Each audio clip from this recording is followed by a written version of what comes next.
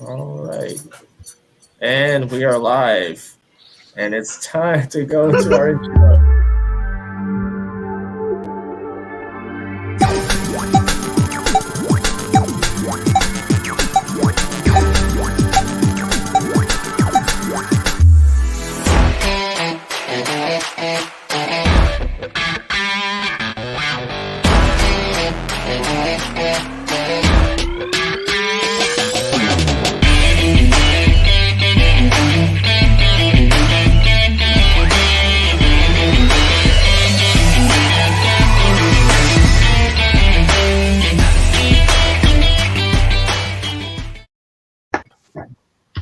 Hey, welcome to another episode of, I should say a totally rad episode of Reels and Heels. I'm your host, Brian Wentzlaw.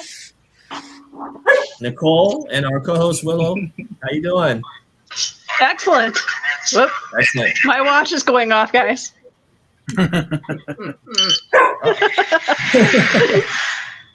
I love the flag behind you. It's Pride Month. Happy Pride, everyone. Yeah, happy Pride. Fan. Your fan? Where's your fan? It's right there. It's the watermelon. So, why have we gathered so many of these fantastic people here? Well, we get the call from Zordon. We had to bring him in. So we're joined by super fans, Ryan Permison from Nerd Culture, Darius McDaniels, a fan of our show and a super fan of Power Rangers and everything Super Sentai. And of course, we have the man himself, Zordon, David Felding. How you doing? I am good. And then we have Edgar. And how you pronounce your last name again? It's Pasten. Pasten. And you worked for Saban Entertainment. Correct. And then we have Jim Noble from Totally Rad Comics.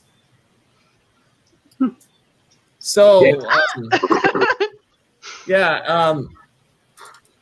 before we hop into the main subject here of everybody, what is it about Power Rangers that has made it last 28 years? And I'll go around. I'll start with you, Brian. That's a loaded question, Brian, to start off the show. I mean, gee whiz. You want to throw the $2 billion question at me while you're at it? But anyway, let me answer it for you here, brother. Here's why this thing has lasted so long. Because there's a number of generations of kids, such as myself, Willow, you know what I'm talking about. The 90s were great, by the way. So when something came out in 93 that blew every 6, 7, 8-year-old kid's mind, you tend to remember those kind of things when you're a kid. That's right. There's the 8x10 that sells like hotcakes.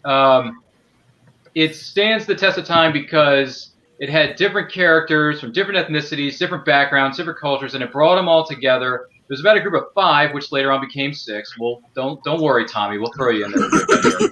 It later became 6, about 6 teenagers with attitude, and they wear these ridiculously good-looking suits, and they pilot these robots known as Zords, and they beat the living heck out of evil space aliens who are trying to dominate and kill us all. But now when you got a squad of 6 calling the shots, brother.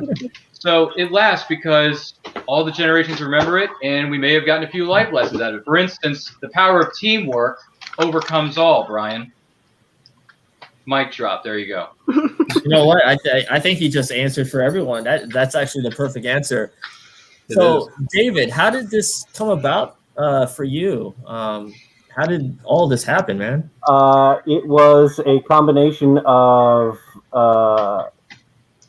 intention, fortune, and good luck. I mean, I had done my undergraduate theater work at a college in San Marcos, Texas called Southwest Texas State University, and I had made a number of friends there. And when I had gone to the University of Pittsburgh to get my Master of Fine Arts in Acting, a number of my friends from Texas moved out to California. When I finished the master's program 3 years later, I went out to California, to Los Angeles, and so a number of my friends from Texas were already out there. One of those friends was Stacy Fish, who was working at Saban in their production department doing their straight-to-video movies and stuff that they had been doing at the time. And I had been only in Los Angeles for a couple of months when Stacy called me up and said, could you come down and audition for this TV pilot that we're doing? It's a kids' TV show, and I think you'd be good for the part. And I said, yeah, sure. I mean, that's why I'm here. That's why I came all the way out here to see if I could find my way in front of a camera to be a part of a TV show or movies or whatever. And I went down to the Saban building, which wasn't the Saban building at that time. I don't think he had bought it at that point. But I had expected it to be a cattle call, that there would be like 1,500 guys and I would read lines and go home and never hear anything. But when I got down there, it was just me and another gentleman. They told us they were going to cast it that night and would I be available to film next week? And I, of course, said, yes, of course, I'll be available. And history was made. Yeah, I mean, the first gentleman went in and he did his take on the character. And then 20 minutes later, I went in, met the original cast, met the director, met the people that were hoping to purchase it, and then stood up on a table and next thing you know, I'm Zoltar or Zordon. You know, it was Zoltar at the time. It became Zordon later on. That's really cool. Yeah, I mean, and again, I wouldn't have gotten the job had I not spent the time to get experience under my belt, the training, the ability to audition, knowing what to do at the time, knowing how to do it at the time, making a decision in my head about this is how I think the character should sound, or the vocal choices, the acting choices that you learn to make. Whereas somebody else who had just stepped off the street, may not have had any of those tools in their box to draw upon that might have gotten them the role. So, I mean, it was a combination of good luck and also my ability. I had something that everybody in that room liked and thought that's the choice that we want to go with. So again, it was being in the right place at the right time and also having the ability to do what was That's really cool. Now, Jim, what are some of your fond memories of Power Rangers in the 90s? So, I was born in the early 90s, and actually my first interaction with the Mighty Morphin Power Rangers was actually the movie. We had the movie when I was a kid, and I'd seen reruns on the TV, but the movie is really what got me into it, because in the movie, they're doing so many cool things. There's some really wonderful CGI work in that movie as well. Yeah, great CGI at the end there. I'll never forget. It holds up. My family, we had like a fireplace, like one that was like a few feet off the ground, and I'll never forget. Every time I watched that movie, at the beginning of the movie, they're skydiving, they're jumping out of a plane. So I would stand on top of the fireplace and jump off the fireplace as if I was like Tommy trying to do backflips and all that. And then that's actually how I got a scar on my forehead. I hit my head on the fireplace.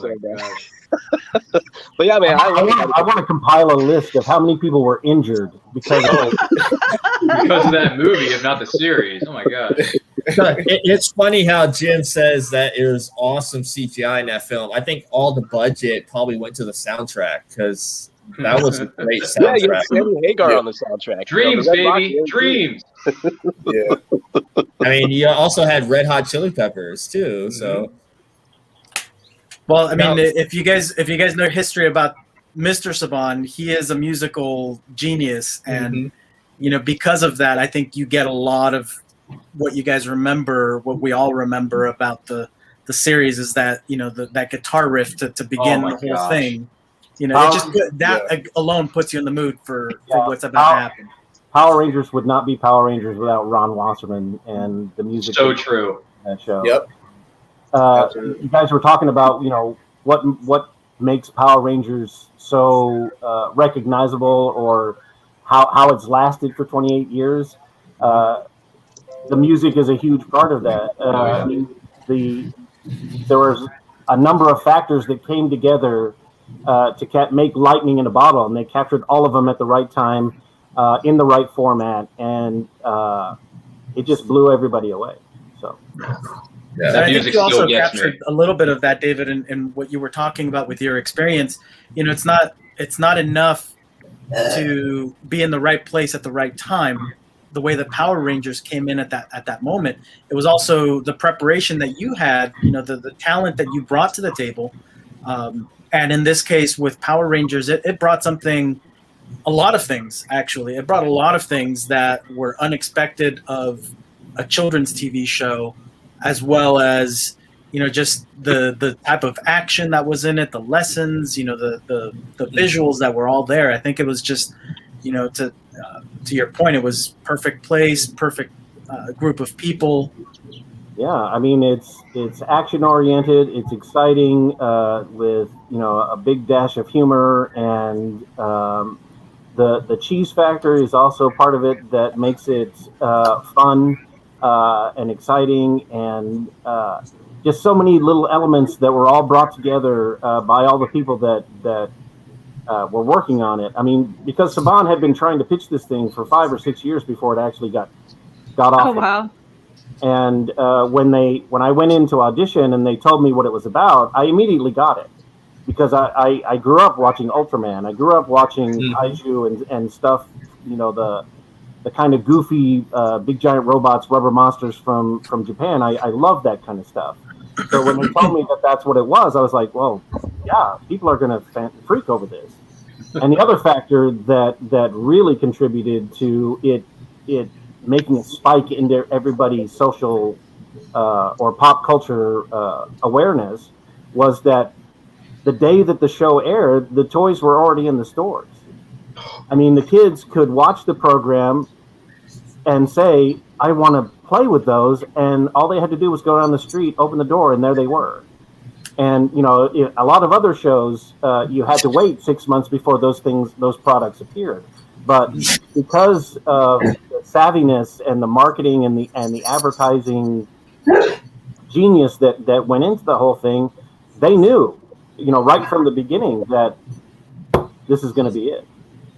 Yeah, you know what? You hold on to something while you're watching it. It's so much realer. The Arnold Schwarzenegger movie Jingle All the Way was the whole toy thing was based on Power Rangers, because that's how it was. Like, parents were fighting in the stores for Power Rangers. It was like all over the news probably worldwide, but I know here in the US I would see on the news like brawl breaks out over Power Ranger toys, and that started in the mid '80s with the Cabbage Patch Kids. I mean, the people fought over those things. Yeah. So I know Saban was like, "You got to get those toys, man." Yeah, toys. Yes. Insert image of flip head figures here, Brian. Remember the flip heads? Hit that button. Doom! It's morphin' time, brother. Yep. Oh yeah. So Darius, I know that you're a fan of not only Power Rangers but Sentai, where this is from. Which was more dark compared to what we got in the U.S. because people actually died in those ones. Well, yes. Oh my. Yeah. Well, so go ahead and explain your love for the fandom. Well, yeah. So started my first Power Rangers season is actually Turbo when Selwyn and the others took over. So TJ and Cassie and them came in. So that's when I first started. I mean, I was born mid '90s, so Power Rangers was going on before I was even thought of. So it's kind of cool to actually still be in this space. Yeah. So with Super Sentai, the origin where Power Rangers came from, they kind of gotten big because of how many characters have passed away, and some of them died in battle. Some of them actually passed away through like stopping a thug from robbing another person. But Super Sentai lately has gotten a little bit less dark. Let me say that. They've definitely gotten more Power Ranger-esque in terms of tone, and just so it can be translated easier a lot of times. A lot of the series also, what I noticed with Super Sentai and with Power Rangers, that they will have a season that's like, okay, we can Americanize this season, and then they'll have like let's experiment with this season. So you'll get like a Power Rangers Dino Fury S season, which over there is called Ryu Soldier. But then you'll get like a Zenkaiger, which is airing now, and it's like very over the top, very Japanese style production, very Japanese style entertainment. But overall, like just in terms of Power Rangers, it's literally my life. Like it's my livelihood. I wouldn't be who I am without it. So. But I just love that I was able to span into other forms of tokusatsu because of Power Rangers. So into Kamen Rider, I'm a big Kamen Rider fan. Into Ultraman, I love Ultraman. Into Garo and Super Sentai, and learning about what Big Bad Beetleborgs come from, and going into the Metal Hero series. So yeah, I'm very thankful that Power Rangers came to be, and I joined in a very prosperous time where we was getting consistently good seasons after consistently good seasons. My favorite is Time Force, by the way. No offense to MMPR. I'm sorry. Yes. Yeah, MMPR started it, but TF took it to 11 for me. Yeah. Can't speak for everybody. Sorry, David, but I'm just saying. Yeah. Time Force just turned that thing up to like 15, and that cast kills it on the convention circuit. That is for sure. I'm a fan. I'm a big fan.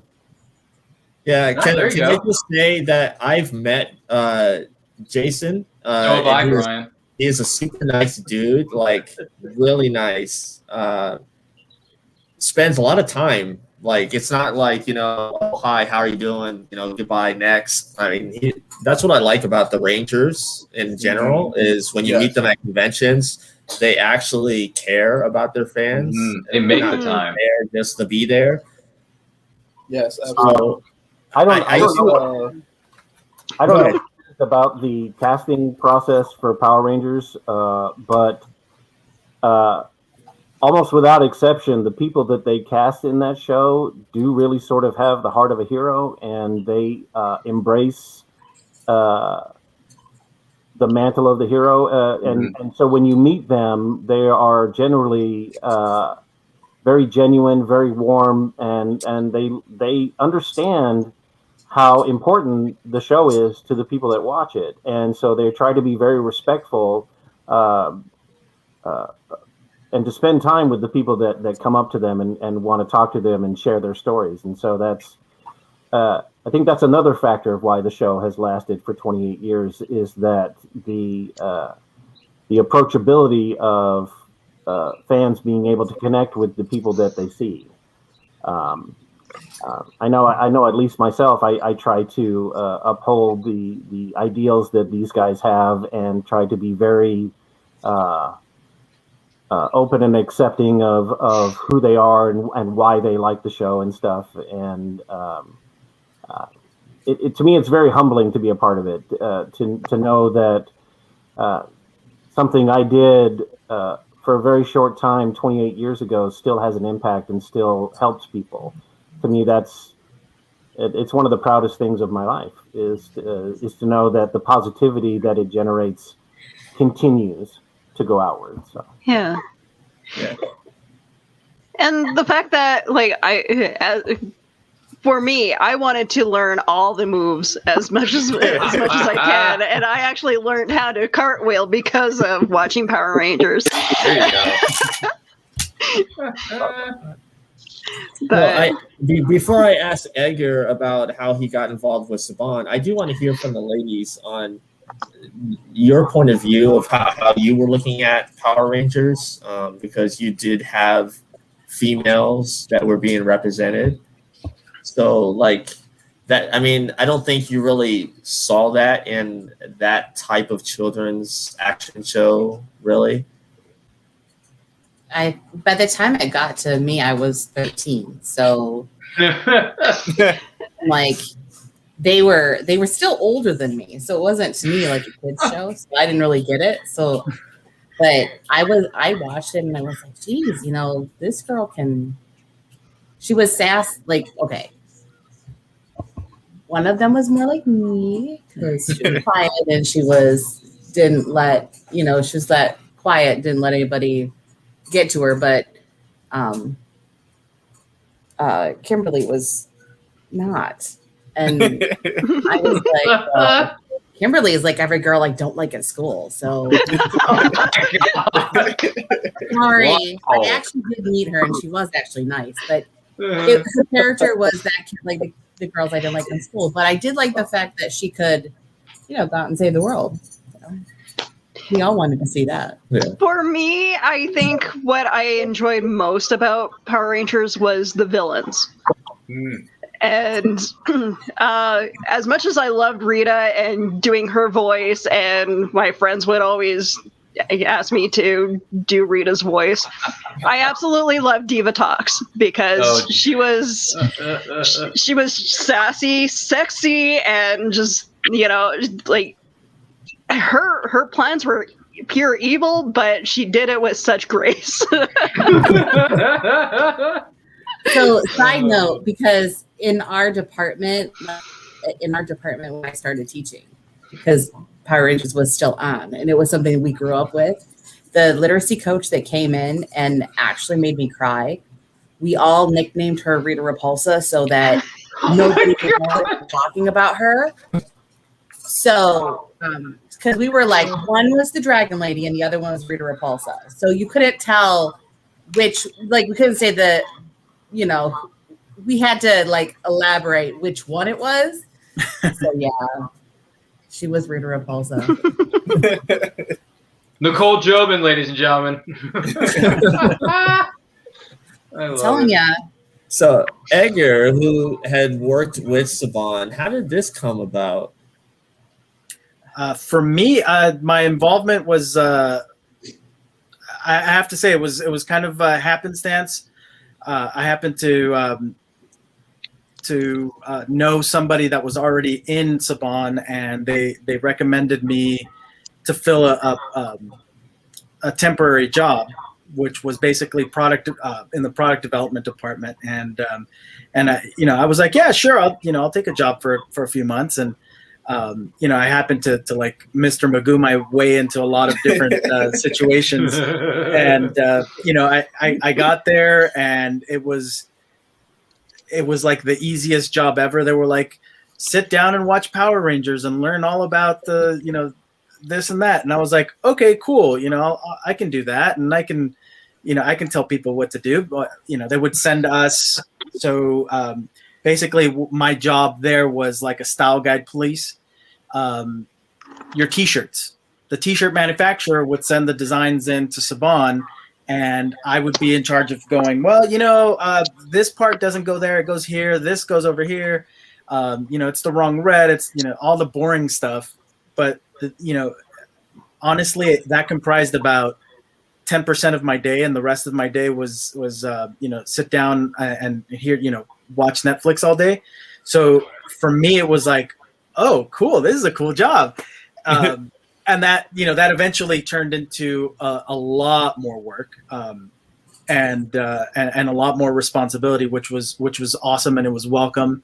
And I ended up staying for a little over 5 years, I believe. Nice.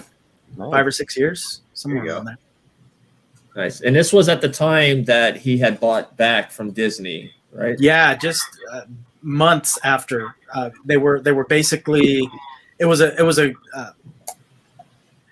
more than awkward because we had two entire floors for I think at the time it was maybe somewhere around 25 or 30 people in the entire office, and that comprised of the folks that were in accounting and lawyers and marketing, your design team, and then the product team, which I was on. And so it was awkward for that reason, because we were there were 5 of us on the 6th floor, and there were like 20 people on the 5th floor, and it was like everybody had a ton of room for themselves. But yeah, when I started, it was just a few months after the purchase, and then just being the monster that it is, they started hiring more and more people. It started filling up, and it eventually got to like an average of maybe 90 to 100 people in the office. Wow. Yeah, I mean, it takes a lot of people to do this stuff, to do it well. It's a juggernaut. Yeah, that's a lot of Rangers. That is Yeah. Now, That's the one thing that That's has a lot of spandex. the one thing that is there a lot of stunt coordinators on the scene to make sure that all the moves are done properly, or is there one stunt coordinator? Well, I think David can probably answer that better, right, David?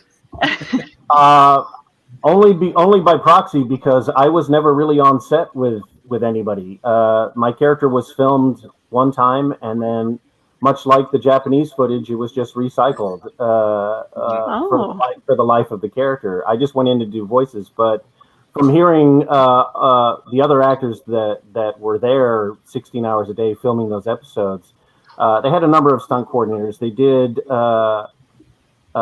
later in later episodes, the safety was much more stricter, much more adhering to the guidelines.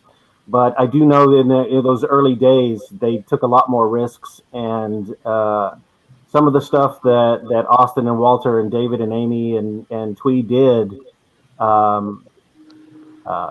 probably was not considered totally safe. There are a number of stories I've heard about Austin leaping off rocks when he shouldn't have leaped off rocks and that sort of thing. Because had one of those kids broke a leg or a broken arm, that would have been it. You know what I mean? So, I mean, safety is always a big concern, and they always do a really good job of choreographing and making sure that those fights are done in the best, safest way possible. I mean, it really is a fascinating process to watch how the camera moves, or what shots the director chooses to highlight, you know, what punch or what kick or whatever. All of that stuff coming together to tell that 3-second minute of a story or whatever. It's really fascinating how all that stuff is put together. But yeah, you have to be safe. Yeah. Absolutely. Financially, you know, if you lose a week to somebody being injured, that's unacceptable from a financial standpoint. So, Edgar, what is it about the Disney era? Because that's the era that a lot of people have either a hate or a love relationship. What is it about that era that has the love-hate relationship in your eyes? I'm sorry, can you repeat the last part? What is it about the Disney era that gets a lot of either I love it or I hate it?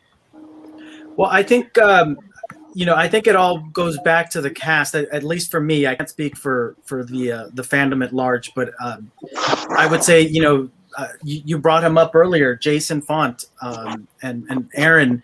I mean, they're just wonderful people, and when you know, you can see that. You know, beyond the lens. I mean, you see them on screen, and they're doing such a great job.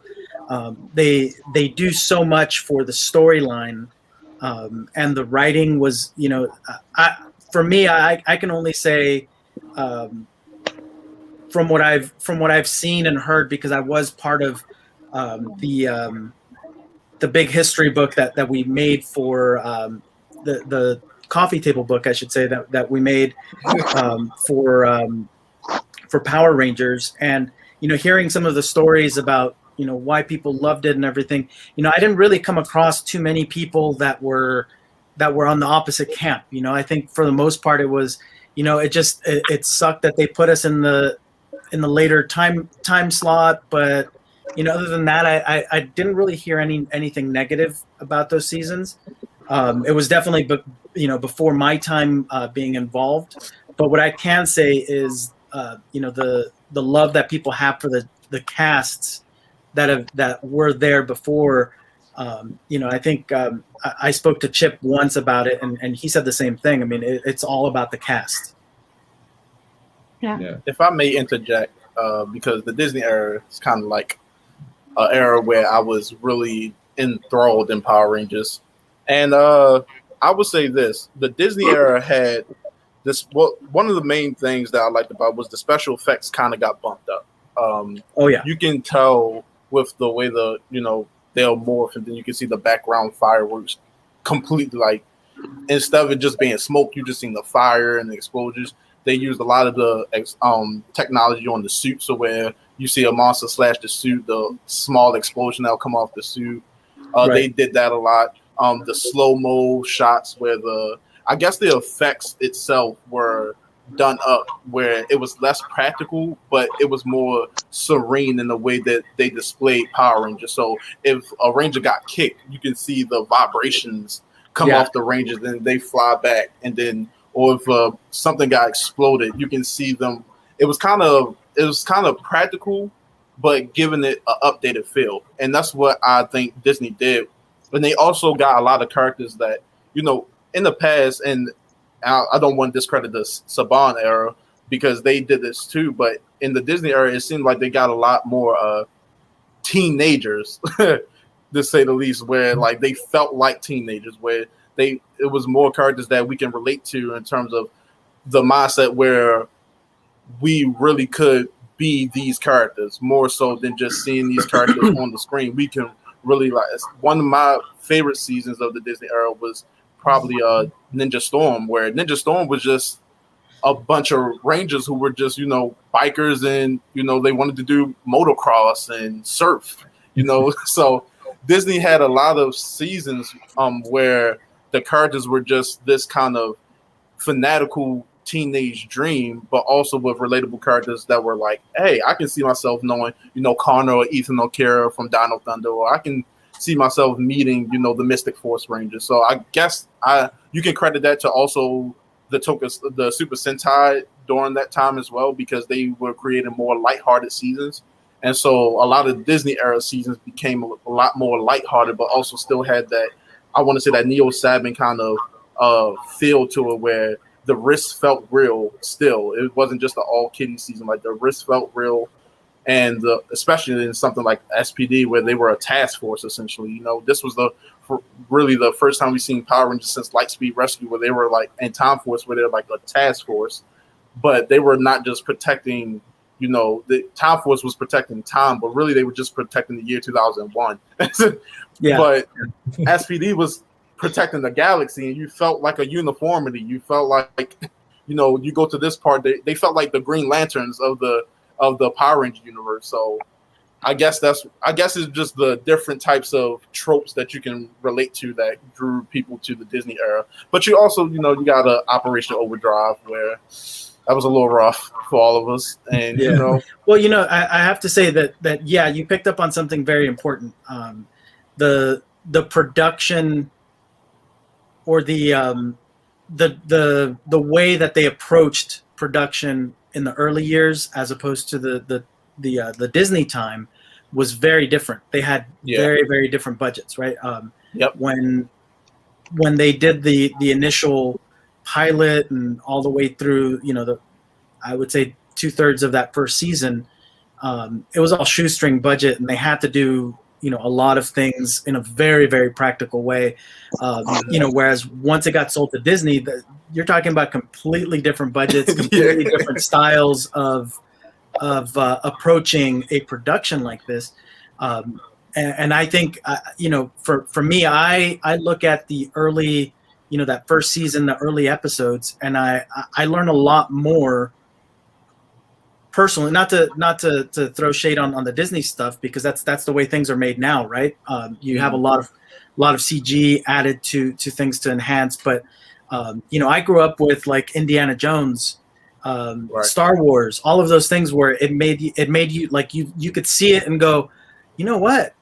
Hey, let's grab a group of friends. Let's go do that scene, you know? And that I think was a big part of the magic, that it invited you to be able to do that, right? Whereas I think with Time Force, even though, or not Time Force, sorry, my brain is still there. With a lot of the later Disney stuff, because it had those CG effects and they were very polished, I think it definitely took away a little bit of that feeling for kids, but it replaced it with the characters wanting to be that character and like emulating, you know, the characters themselves and not necessarily the moves. Right. So there was definitely a big shift in the way that they approached it. So yeah, you're right in that sense. Yeah.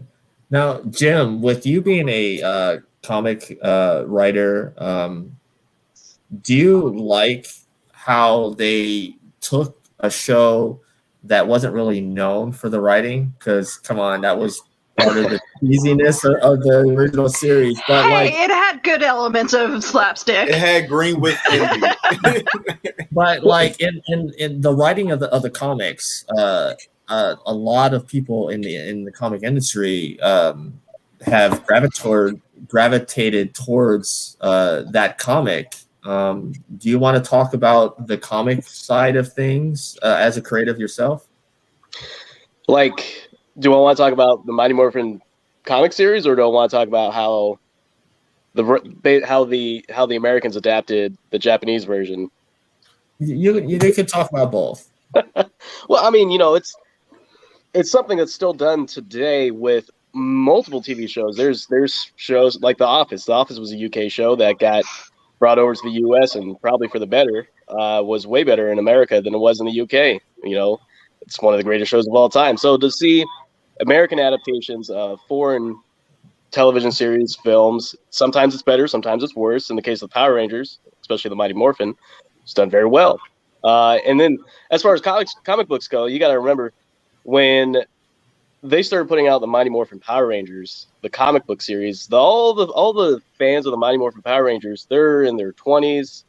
It's a whole new. The Mighty Morphin Power Rangers is getting introduced to a whole new generation, but also it's getting introduced to, those comic book collectors who were comic book kids in the 90s, and now as adults, they're finally getting a really well done comic book, because there was Mighty Morphin Power Rangers comic book series in the 90s, but it was horrible as compared to today. It was not well done. It went from I think Marvel had the licensing rights, and then I think Saban had the licensing rights, and then eventually somehow Boom Studios got the license to do the comics. And Boom, to give them credit, that's probably one of their most well done comic books to date. The Mighty Morphin series. Yeah, Absolutely. So Edgar, working at Saban during the time that the Lionsgate film was coming out, do you have any stories on how the whole Lionsgate thing came about? Well, I wasn't directly involved on that side of the business. I think Jim brought up the comic book. That was more my speed. I was working on the comic book. I was in charge of publishing at the time, as well as other categories, but things like housewares and collectibles and stuff like that.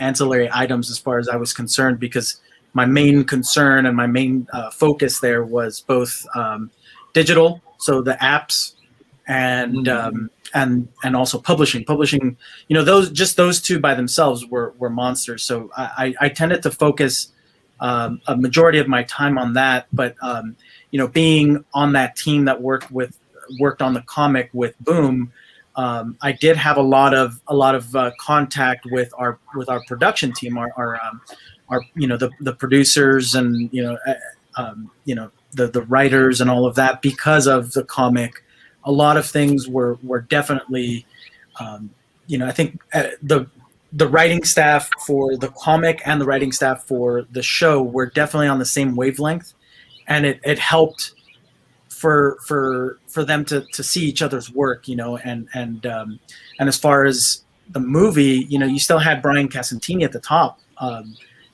making those shots and really curating and making sure that things jive back and forth.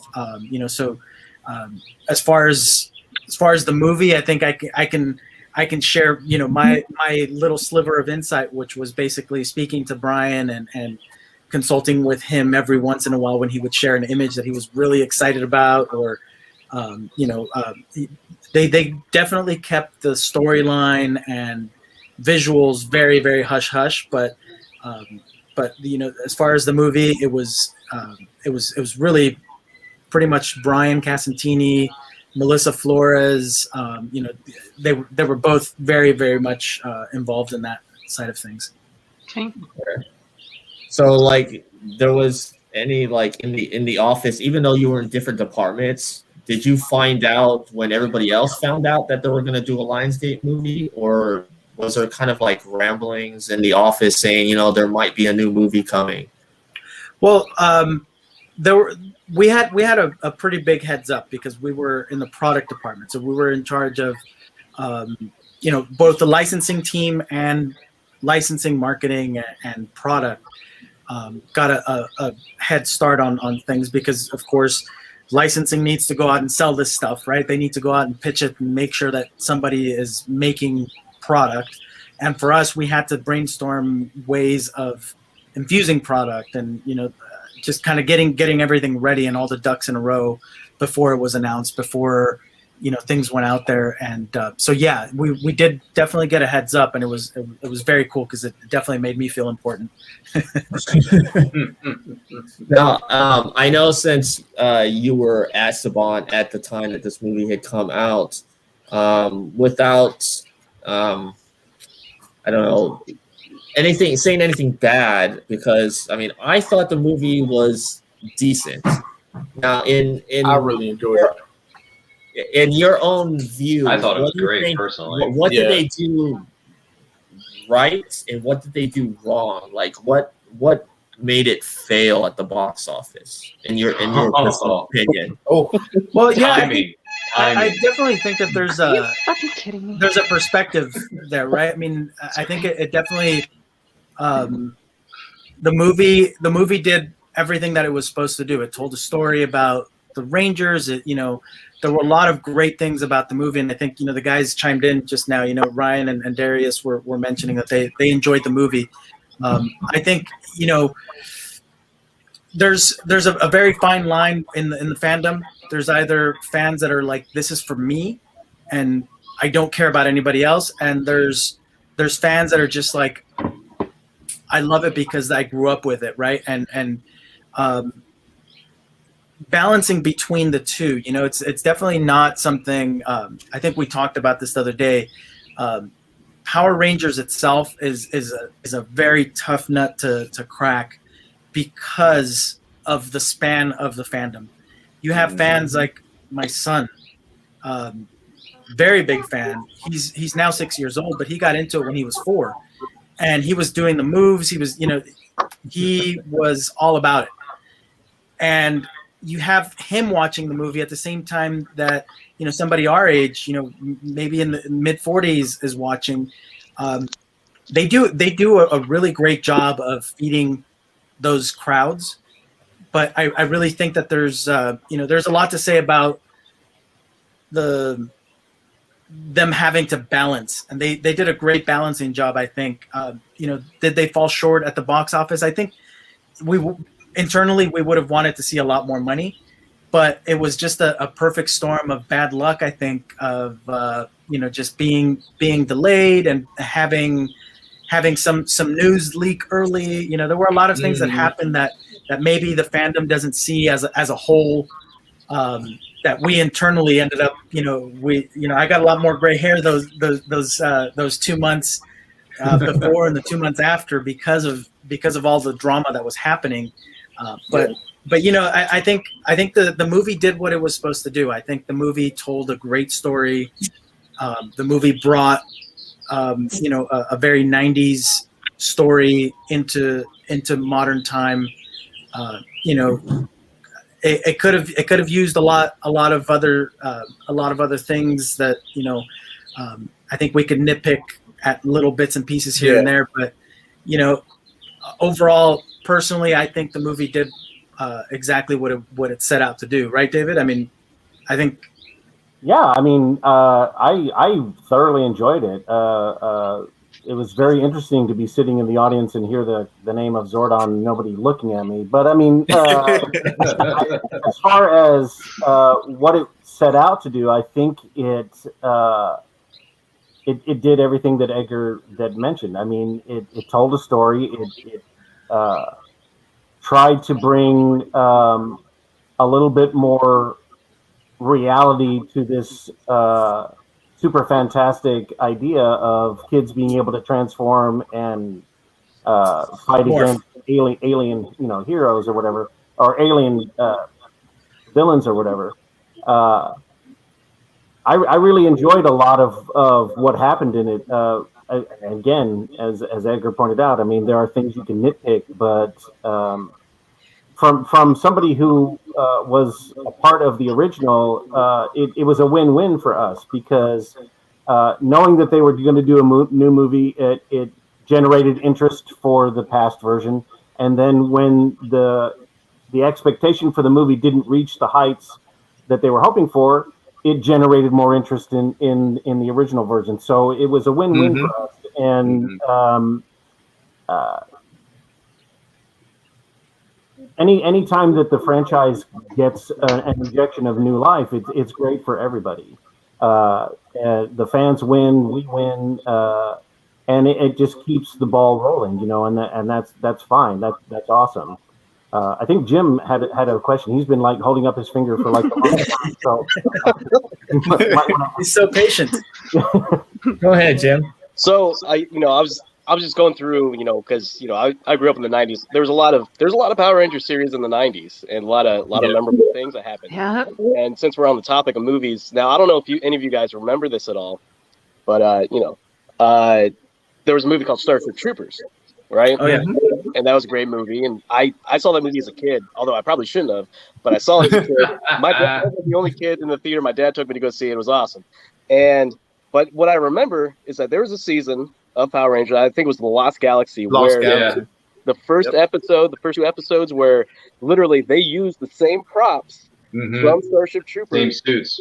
In those episodes, and like it's kind of like like one of those I mixed Starship Troopers and that season of Power Rangers so much because of those outfits. It's like I get so confused. I'm like, wait, did this really happen? Was there really a Power Rangers that had Starship Troopers? Like they had the armor and everything. And this is on 8 o'clock in the morning on Fox Kids. And it's like, wait a minute, like where's the giant bugs? Like oh my, and like and also.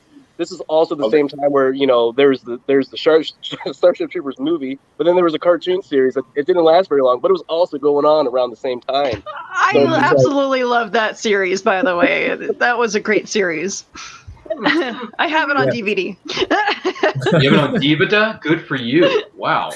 But like you gotta imagine like what the budget was when they were like, yeah, well, we got some recycled props from this movie. Like, oh yeah, it's a rated R movie, but we use it for our kids show. Like, what? Let's have Leo, Kai, and Mike wear the same outfits that you just saw 2 minutes ago in Starship Troopers. That's fine. They use the same armor and helmets in for the bad guys in Firefly too. Oh, really? Wow. That's kind of like the whole 6 degrees of Kevin Bacon. Yeah, we all live on the same lot at Fox. Let's just use each other's props and each other's movies and TV properties because we got nothing better to do. That's the bugbear of filmmaking, that you always want to try to make it for as cheaply as possible because the back end, the profit side is what's really important. So if you can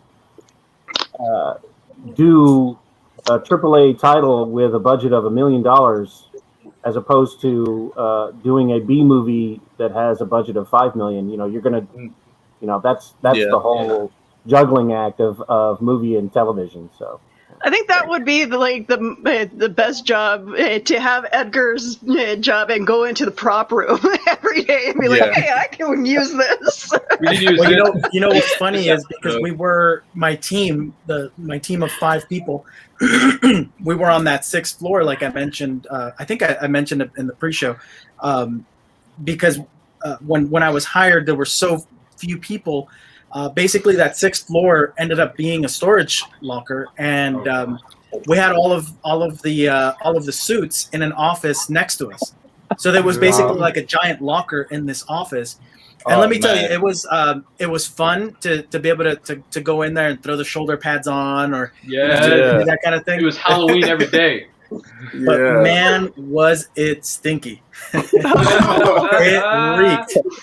Oh no. So I could just imagine that's how Tony Stark's Hall of Armor it would be. Jeez, dude. Someone didn't use enough right guard that day. Well, yeah, I mean, a lot of this stuff, because of the way it's built, to David's point, it's all on a budget. If there's one group that gets the least amount of money, I have to say it's usually the prop makers. But because of the type of, the spandex having to flex and move with them, and anything that's a stunt, considered a stunt costume, it has to be made of that foam and different materials that allow it to move and everything. But the downside is can't be washed. You can only kind of spray it and hope for the best and air it out. But end of the day, it soaks everything in. It's foam. Geez. So maybe that's why every season they get a whole new team of Rangers because the suits just smell so bad. You really feel having that experience. I really feel for those stunt actors that still wear those costumes to conventions. Anybody out there that cosplays, I think exactly what we're talking about, and that's one person wearing the suit. I suddenly have a whole new appreciation for the guy who played Goldar. Oh yeah. Oh boy. Yes. Voicing a character is one thing, but when you're wearing that suit in 300-degree weather, it's another. Yeah. Yeah. But to go back to the Lionsgate film, which I did like, I really did. I think the downfall was the weekend that it was released. It was just released against another movie that was the downfall. More like 3 movies. You were going up against Beauty and the Beast, which that remake turned out to be not so good in my humble opinion. You got Logan, one of the greatest comic book movies of all time, with Hugh freaking Jackman's swan song at the front door. Hugh Jackman's one of the biggest fish in the biggest ponds. And then you got another movie, I can't remember the name of it, that came in the door after that. It's like, dude, there's no winning on March Madness, brother. You should have released like in the late summer, like early September, when you didn't have as much competition at your heels, because then I believe Lionsgate PR film would have smashed at the box office. It were released in a different time frame in a different part of the year, because March Madness is not good for you, Lionsgate. It ain't good. No. Yeah. Well, I also think, in terms of success too, I also think, and it goes along with the season 2, the fandom definitely plays a part in it, because I love the PR fandom, of course, because I'm a part of it, but they will nitpick the heck out of a season or a movie, and it can eventually equate to box office or ratings or watchability, because a lot of the main pieces to the movie not working well, at least to a lot of the fandom, was the Morpher wasn't wasn't the best, and the Megazord didn't look like all the Zords would create this type of form, so it's like, I mean, you can nitpick all day, there's no winning, and find something, but it's just like, at the end of the day, I try to watch it for I mean, the Power Rangers, the Megazords and the Morphers play a part, but if the characters and the Ranger suits work, which they did for me in that movie, and the story works, which it did for me in that movie, and I felt, then what is there to complain truly about? I think that's what it was the timing. Yeah, I hope at some point that somebody does a psychological study of fans and fandom, and sort of really drills down into what it is that causes fans to nitpick and stuff like that, because the human brain isn't fully formed until about the age of 25. Mm-hmm. And so when you are young and impressionable, say like around the age of 5 or 6 or whatever, and something captures your imagination, it sort of solidifies that into sort of this crystalline shape, that if there are any changes made to that, it strikes you as wrong, or it strikes you as this isn't right, or whatever. And so as Darius pointed out, I think that's a factor when you have a 26 or 27-year-old who goes into a movie theater to watch this new version of Power Rangers, and it doesn't match up to what they saw when they were 5 or 6. Suddenly, there's that disconnect, and it's like that's not right. It doesn't fit, and so it's very interesting how all of that stuff comes together. And why fans get so passionate on one side or the other about this sucks, or this is great, or whatever. I just hope that somebody at some point is paid to do some sort of study to figure out exactly what it is about our brains that latch us onto these things and says and I was going to point out one of the reasons why Power Rangers was so successful is because we have a wide range of fans, and a lot of them are, they may fall on the spectrum of autism or Asperger's, and those folks are very detail oriented, and any sort of change that happens is very resistant for them. They don't like change, and as adults, we have to come to grips with the idea that things do change, and you have to be able to sort of ride the waves of how things fit together and stuff. And it's I meet people every day, every time I go to a convention, and hear their stories and hear similarities from this person and that person, and I can see them talking amongst themselves about what they consider to be different and not likable and stuff, and it's just very, very interesting, and it's again all part of what makes Power Rangers. I've learned over the years to stay away from the toxic aspect of fandom, because everything that I love, like comic books, TV shows, there's always going to be that toxic fandom side to it. I try to stick with the positive side so that I can, focus on what brought us together as fans in the first place. And sadly, when it comes to Power Rangers, and I fall in this trap a lot too, where it's the nostalgia, something there. I just feel like, with the movie that came out, I know that I should embrace it, because it's bringing a new chapter of fans in, a new generation of fans in, and I just don't like my childhood being toyed with. No pun intended, considering how many millions of dollars were made through toy sales there, Willow.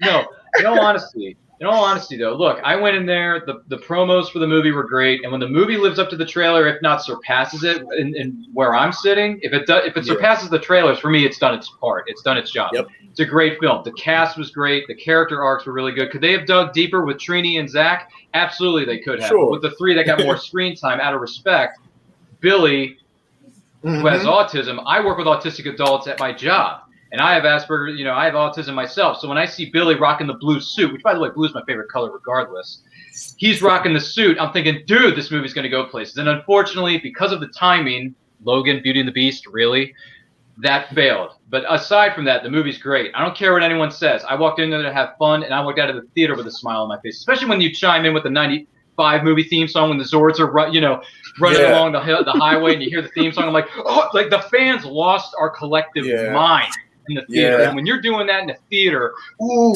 yeah, I love it. So I love the movie. I gave it like a 9 or a 10 out of 10 when I walked out the door, and I'm like, I want more. You hinted at the Green with Evil saga. Go for it. Go big. Go home. I don't care. And unfortunately, we never got it. And I feel bad, because that cast of 5, including Bryan Cranston as Zordon, they killed it, in my humble. I love the fact that. Well, don't say never, because there's, Hasbro's doing great things. I think they're on the right track. So. Yeah, but I don't think they're going to make a sequel to this version of the characters. They're going to reboot it again, which I don't understand. But I kind of get it, but then again, I don't. So they're going to reboot this thing again, turn the wheels again, recast everybody. That's fine. Although I do feel bad for the core 5 that we got in 2017. But you know what? They seem to be doing okay after the movie came out, because what did Naomi Scott do? Aladdin, Charlie's Angels. We don't talk about that. I mean, what's his name? R.J. Kyler did some stuff. Dacker Montgomery ended up on Stranger Things. You got freaking Ludi Lin living it up with Jason Momoa and Aquaman, even though it was only 2 seconds. And then he killed it as Liu Kang in the new Mortal Kombat. Speaking of reboots. So everyone landed on their feet after it for the most part, but I felt so bad for that cast. But you know what? We love you guys. If we ever see you at a convention, don't worry. I'll have you sign my Blu-ray Steelbook if you want. It's all good. So the cool cat that they hired to play Jason, from Stranger Things, Dacker Montgomery. Yeah. I would love to see him as Johnny Storm in Fantastic Four in the MCU. Perfect He can land on his feet doing that. He'll be just fine. Yeah. So I'm going to take a break here, and then we're going to hop into other projects that Edgar and David and, of course, Jim are working on. So we'll be right back. Welcome, Glasscock Park, to this glorious day. Today is your lucky day. We got some great stuff. This is Glasscock Park. Marvelous. Thank you. Come on, let's go, let's go. I don't have all day, people. Now, it's time.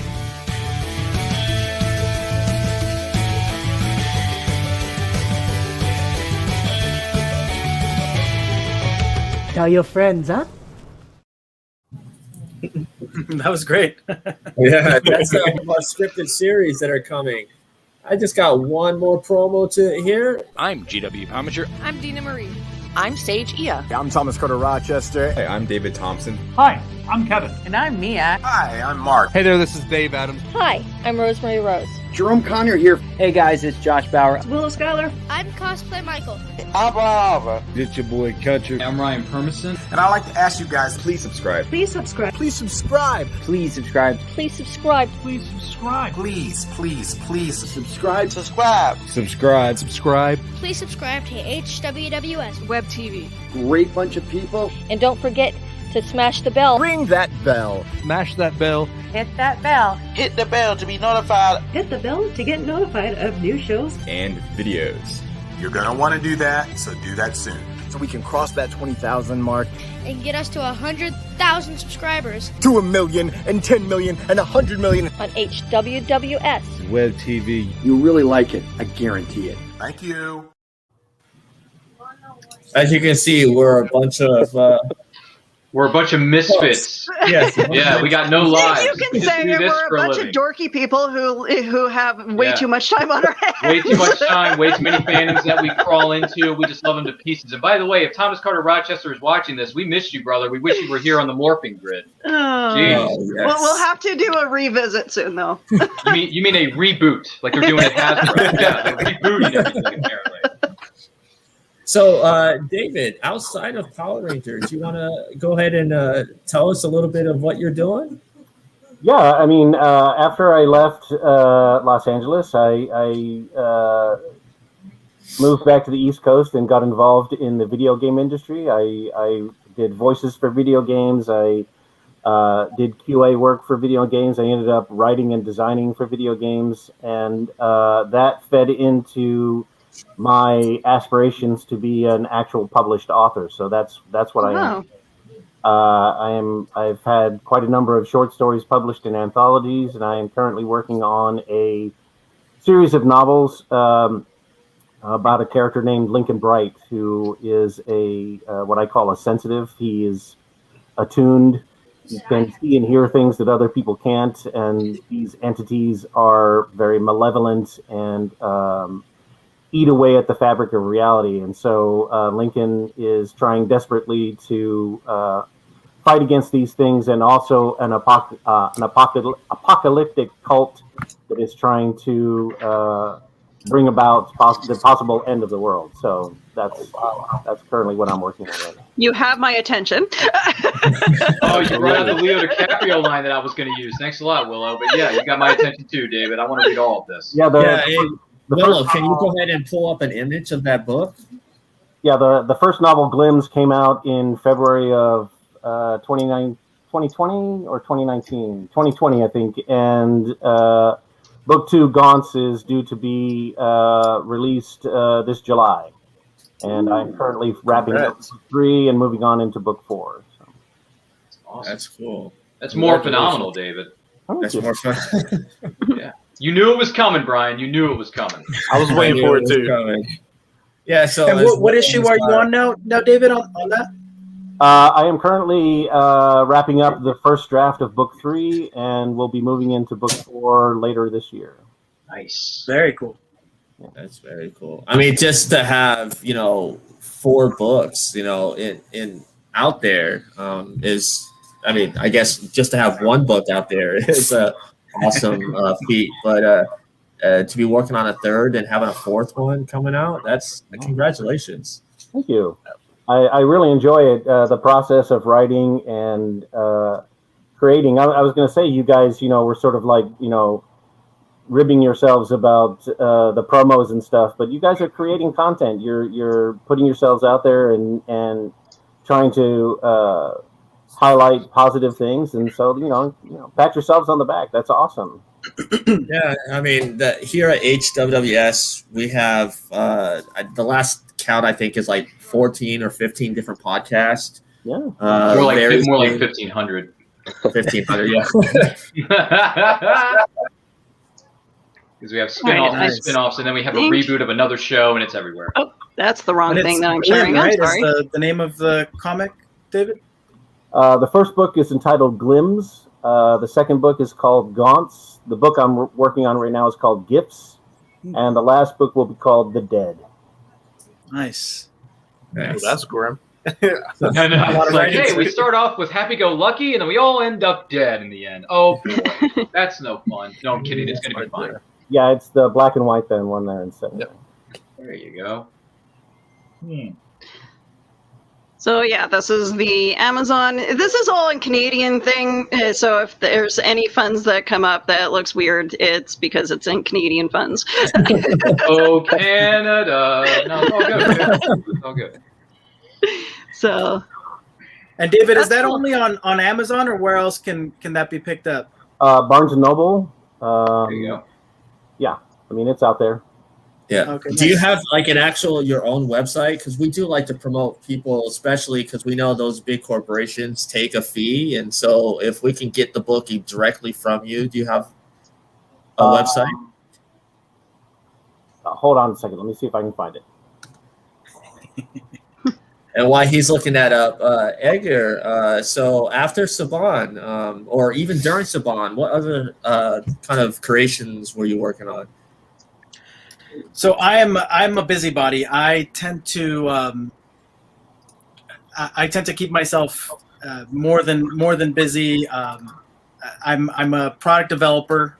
Like I mentioned, I've been in the product development industry close to 2 decades now, and where I've designed pretty much everything from your super boring baby like melamine plates and cups.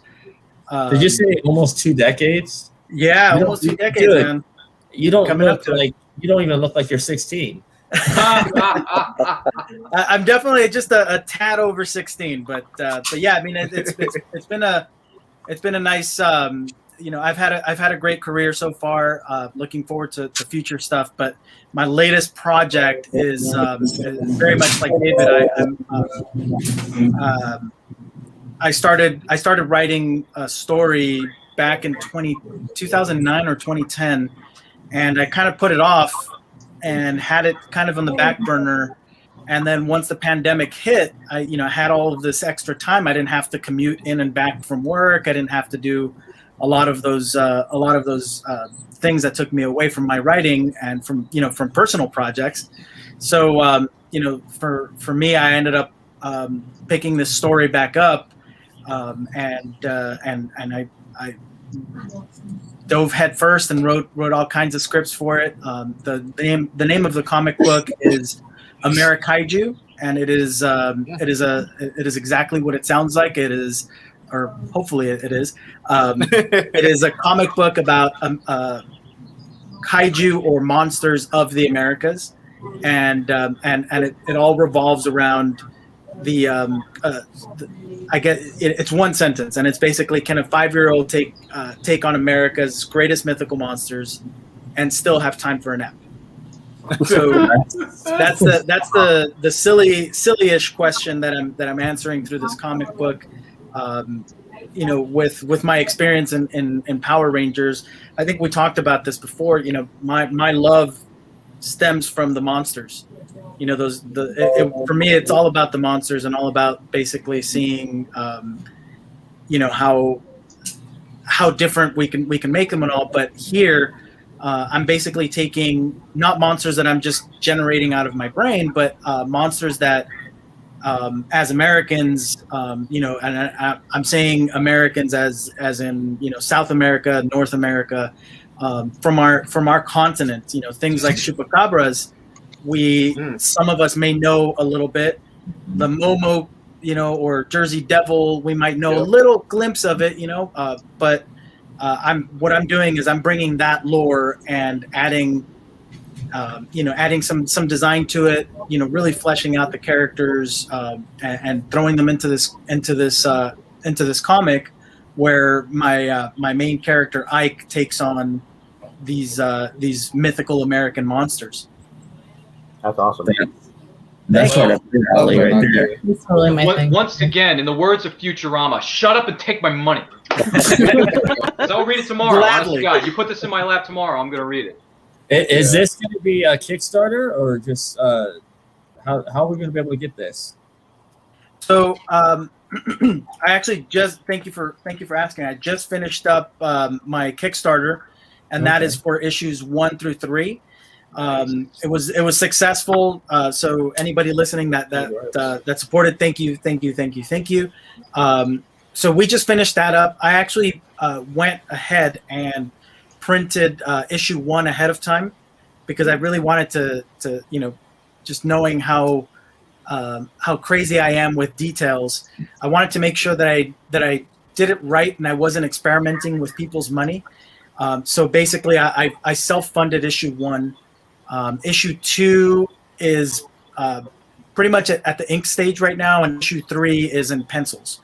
So we're working all of those things all at once, and I'm issue 1 is available on my website.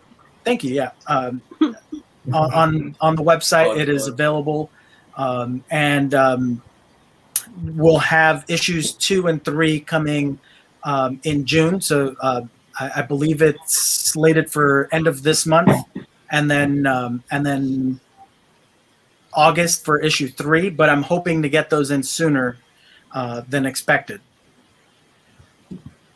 Well, I mean, you had me at the whole monsters. That was done. I thought you were going to say you had me at hello, Brian. Jeez. Well, that's not hard either, but yeah, I mean, even just for me, it was it started with the name. It was all about the name when I first came up with it. The name came first before anything else, and then everything else was just kind of built around the name of Amerikaiju. So for me, that's where it all started, and that's where I am right now. Congratulations, man! That's awesome. Congrats. Thank you. Yeah. Good, cool title too. Looks Rolls like- off the tongue pretty well. Amerikaiju Gojira. That's a good looking art style. Yeah. Thank you. Yeah. Now So, I'm gonna have Gojira in my head all day. Thanks. So, as someone that is very familiar with Kickstarter and creating books, Jim, you're celebrating 2 years of Totally Rad Comics. Yeah, 2 years, Totally Rad Comics, 6 Kickstarters, 1 Indiegogo, all funded successfully and record-breaking each. Congrats, man. Thank you. Yeah, we have another one that's coming out in July with we're doing 2 simultaneously launched Kickstarters alongside Tom Hutchison from Big Dog Inc. And pretty excited for that. It's going to be a summer camp story featuring the Totally Rad Babes. I've had over 17 books released in the last 2 years and about 500 variant covers for each book. Well, not for each book, but all together. Now, as much as I want to show your website off, it's all I good. It's fairly not for children on this family show. You might want to save that for Reels and Heels After Dark there, Brian. Yeah, but for those that are not familiar with Totally Rad Comics, you want to kind of give us the lowdown? So, Totally Rad Comics, I write stories based on the 1980s, but also I do a lot of adult-oriented, not X-rated, but rated R. John McClane, not all these other X-rated porn stars out there. I'm a huge fan of the 80s. I'm a huge fan of the pop culture, the music, the movies, TV shows, everything. Commercials, free coupon, you got it, I want it, let's get it. So, I just put all that love into my comic books. There may be characters that kind of resemble Daryl Hall and John Oates from Hall Notes. There may be a Axel Foley looking guy that walks around in my book. There may be, it's all parody. It's all fun. It's all, all likeness is strictly parody and not, they're not really the person that you think they are. there's a police officer in my book named Officer Stang. He kind of resembles Sting from the Police, but that's neither here nor there. So yeah, I do fun books. I'm constantly releasing new books. This month for the 2-year anniversary, we have our 24-page swimsuit special, or lack thereof, as I like to say. Then in July, the summer camp book, and in August we have the Totally Rad Life of Violet and Kitty Banger. It's a crossover book. And then October, we're bringing out some scary Halloween books. We're doing Evil Rad 2, Rad by Dawn, and as well as Neon the Next Victim #2, and Kitty Banger #2, because all 2s come in 3s. So that's coming to Kickstarter in October. So yeah, fun stuff. Yeah. And then, you know, of course, we have something special that we're working on that we will. I mean, I really do want to show it off, but I'm waiting for your approval on that. Oh, yeah, I mean, you can show the black and white as long as it's the clothed version, not the topless version. That's fine. Yeah, you know, I actually have it. Let me load it up here. Almost could have said if you sign an NDA, don't show it then. All right. David, So I just clicked on your link, David. The cover looks amazing. That's great art. Yeah. The gentleman who did the art, his name is Oscar, I believe. I can't remember his last name, but he does a fantastic job. And all of the covers are sort of lining up so that it'll be a progression from book 1 to book 4. So yeah, it's Oscar Romero. Yeah, Oscar Romero. That's what it is. My apologies for not remembering his last name. Here's a little tease of what we're doing. Oops, I put it in the wrong spot. Technical snafu on Brian's It's okay, I part got you. again. So yeah, There we go. that's an homage to the Beverly Hills Cop movie poster featuring my character Violet. I understood that reference. Yep. There you go. There we go. But yeah, that will be MegaCon, right? We'll get that out at Yes. MegaCon, which is August 12th through the 15th in Orlando, Florida. Nice. That's nice. Totally rad. So you're gonna have a booth there, Jim? Is that right? Go ahead, Edgar. Go ahead.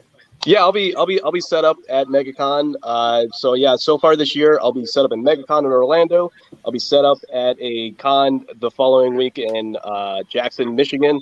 I'll be back in Michigan again for the Monroe Pop Fest in September. October, I'll be at Unicon for Las Vegas, and Baltimore for Baltimore Comic Con at the end of October. Hey, that's my neck of the woods. My neck of the woods. Wow. Yeah, I'm originally from Maryland, so Baltimore. Hey! I'm super excited to be that worked. It's funny you say that because I'm from a state called Maryland. I live there right now. How about them apples, buddy? Well, Three's hey, a you crowd. got Darius. Darius is in Maryland as well. He's a crowd. Oh my Hey. god! Yeah, we all gotta get together at some point. Just geek out, Absolutely. you know. absolutely, yeah. Jim, did they just pay you to come back home for this Yeah, Comic-Con? I mean, it's funny because basically, I'll be gone. I'm moving into a new house in Arizona in July, and then basically most of August I won't even be home. So I can't even imagine what moving in July to Arizona must be like as far as apparently it's the hottest month. oh my god. It's You moved to Arizona where it's like When we 150 every day. It was 100. When we lived in Vegas. So. When we lived in Vegas, we always moved in July. Vegas, baby. Every Vegas. single year. Vegas. Why did we do this to ourselves? Vegas, baby. Vegas. That's what they say. Yeah. So So what to goes help through your that- guys' mind when you decide to move from one hot place to another? Good question. Yeah, and except for this is sticky heat. That's If the you, best I mean, kind. Yeah, Vegas in the is just a sunshine wall state of Florida. You're right next to the beach. Good to go. Yeah. So to hop back into the Power Rangers thing, I'm gonna ask each one of you what is, or I should say, who's your favorite Ranger and what is your favorite season? And I'm gonna start with Jim. Jim, who's your favorite Ranger and what's your favorite season? Oh man, see that's a tough question because there's for me, it's the Mighty Morphin, it's Turbo, it's Zeo, it's Space and Lost Galaxy. Those are my Power Rangers. Unfortunately, I stopped watching Power Rangers after Lost Galaxy. You know, the 90s, that was it for me. Party's over. Never done. I can't remember. I honestly couldn't tell you the name, but I remember I had the toy and I played the hell out of it. The Black Ranger from it's either Space or Lost Galaxy, the one with the sword. In Space. Oh no, you're talking about the Magna Defender. He had like horns on his helmet. Oh, that's Lost Galaxy Magna Defender, voiced by the great Kerrigan Mayhem, man. Yeah, that's probably my favorite. But also, I mean, you can't go wrong with the OG Green Ranger. I mean, I love Tommy, and then I knew him as the White Ranger and then the Green Ranger. So to me, I'm like, why is he green? Because I was so confused. Because like I watched everything out of order. So like I saw the movie, he's white, and then he's green on the show. I'm like, what? I thought he was the White Ranger. Like, it became 3 other colors 2 seconds later. Yeah, right. Like, what about you, Edgar? Edgar, what about you? Favorite Ranger and favorite season? I would say favorite season is a tougher one. I go for like the my thing was more the suits. I was more of a Kruger fan. Doggy Kruger was definitely one of those. He just had an awesome looking suit. Season, I think I don't know. And Mighty Morphin is hard to beat in that sense.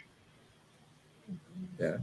But do you have like one particular Ranger that's your favorite? I mean, based on the suit, I guess, since you love the suits.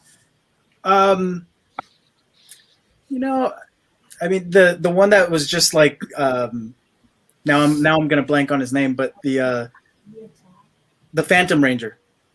Because he was just so mysterious, you know. It was like Lone Ranger Turbo. coming in. Good choice. That was Turbo. Come in and you know and do his thing and then just leave. It, you know, he would just drop the mic and go, and it wasn't, you know. I like that we would have found out who the Phantom Ranger was. I mean, they kind of dropped the ball on that. Yeah. Well, you almost did in the comics, and maybe if they push hard enough, you might find out. I hope so. David, what about you? I'm going to answer this in the most Zordon way possible. I don't have a favorite Ranger. I think they're all important. I think they all do the job that has been laid upon their shoulders, and all of them are fantastic in their own right. So, I mean, I don't have a favorite Ranger. I don't actually have a favorite season, though. I mean, if you pin me to a corner, I'm going to say Time Force, but only because I adore Vernon Wells. Vernon Wells is an awesome human being, and I know him from The Road Warrior and Commando and so many other projects he's been in. But just on a personal level, Vernon is he's a big, huge teddy bear, and I love being around him. But I think all of the shows, you know, no matter what era they're from, they inspire, they entertain, and they continue to generate goodwill year after year. And so I don't have a favorite, and I hate to disappoint people, but I mean, there are far too many Rangers. There are far too many episodes, and it's I try to look at the whole thing as a collective, and saying Power Rangers is just awesome. So. Yeah. Darius. Oh, I always get asked this question. Yeah. And it's always hard because, like, if you ask me favorite Kamen Rider, I can pinpoint it that way. But Power Rangers, man, it's always hard because I fall in love with teams so easily. So, oh man. I mean, I'll say this. I'll go who's my favorite Sixth Ranger, which is the Quantum. Dude. Dan Southworth, baby. That one of my favorite Rangers is, I'm going to have to go with Quantum because his character development in Time Force was one of the best. He didn't die like how Tom Fire did in Time Ranger. So it would allow Eric to exist and continue to work with the other Rangers. And then my favorite season, I mean, is obviously got to be Time Force. I mean, I'm kind of biased that I'm kind of biased in that fact. But it's just Time Force was it was at a role it was at a time in my life where I was considering like stop watching Power Rangers, not because it was getting boring or anything. It was because other stuff was coming out. I was into Digimon and Pokemon, and my time was like, I mean, no pun intended, my time was spreading, and I was getting into sports. But then, like, man, that first episode where you see Alex go up against Rancic, and you think he died, and I'm just like, holy, like, it's like the stakes was just there right from the beginning, and it hooked me ever since. So yeah, Time Force is my favorite season. Quantum is my favorite Sixth Ranger, and probably my favorite Ranger in totality. But it's hard. I mean, any day it could be Wes. Another day it could be Tyler from Dino Charge. Like it literally just, it can be Shane from Ninja Storm. Like it literally can just change any day. It can be it can literally be Titanium Ranger. Like any day it can literally change. Speaking of Ryan, Titanium Ranger was named Ryan, so I got some credibility on that one, brother. Absolutely. They gave Ryan a good name with Titanium being the first North American Ranger ever created. So hey, give it up for Titanium. Yep. So Ryan, I'm guessing that is your answer as well? No, it's not. Look, let me tell you something, brother. I grew up from 93 to 2001 was the highlight for me of Power Rangers. When you start with MMPR, you end it with Time Force, respectfully enough. Time Force is my favorite season. I'm just going to point that out there right now. Time Force is by far and away the Bret Hart, the best there is, the best there was, the best there ever will be, in my professional opinion. Great cast. I've met them all conventions. You mentioned Vern Wells, David, great guy. All the cast members from Time Force are fantastic. Dan Southworth, dude, that guy needs to do a talk show. That guy is funny as you know what. Like that guy could crack a joke, pull a prank, do something crazy in the middle of a con, and you won't give him any consequences because he's just that darn good. So, Dan Southworth, if you're watching, get your own show, man. We love you. But as far as my favorite Ranger goes, there's too many to name, but Time Force is my favorite cast and favorite season. But if I had to name one, I got to go OG, and I'm going with Austin St. John. I'm going with Jason, and I'll tell you why. Because when Austin St. John came back and he started doing conventions with you, David, and the rest of his fellow castmates, I got to learn a lot more about Austin than I ever thought I would learn. Like, everything he's done post-Power Rangers is incredible. Bless that man's heart. And also, the fact that he's doing something with Autism Power, I believe is the name of that organization that he chairs or he works with. As someone who has autism and someone who works with autistic individuals, his credibility just for me went over 9,000. Like that's like mega. That hits me right here in the field. So ASJ, Team Austin, Jason. Plus, who doesn't love to hold a power sword when you get angry at somebody? I mean, the guy had a power sword and a T-Rex running the house. So I got to go with OG, and I'm going with Jason. Also, St. John, bless you, man, because you are more phenomenal. Willow. Well, despite the fact that I'm wearing pink. That's not biased. You know what? Yeah, that's not biased. I absolutely love the original Blue Ranger, Billy, because he was the one character that I saw myself being able to hang out with, and more relatable because of the fact that he was dorky and nerdy, and I often felt more connected with the nerd type of characters. But yeah, Trini will always have a special place in my heart, though. Absolutely. Rest in peace. I mean, she was such a great actress and gone way too soon. That's very true. Amongst all the other Ranger fans that passed. I can't. Never mind. Yeah. I was going to point, but then I pointed the wrong way. What was your favorite Ranger again, Nicole? We couldn't hear that last one.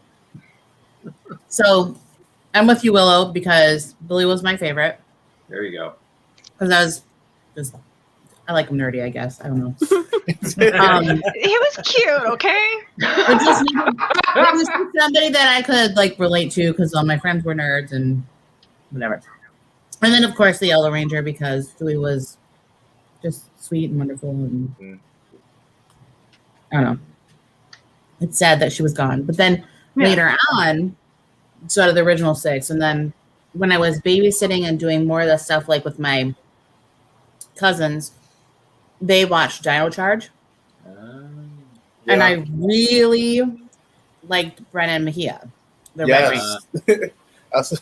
He does the Just- con circuit there a lot. was that whole like that leadership, the way he led and the way that he was just, it was a kindness that kind of exuded from him, and I just appreciated it.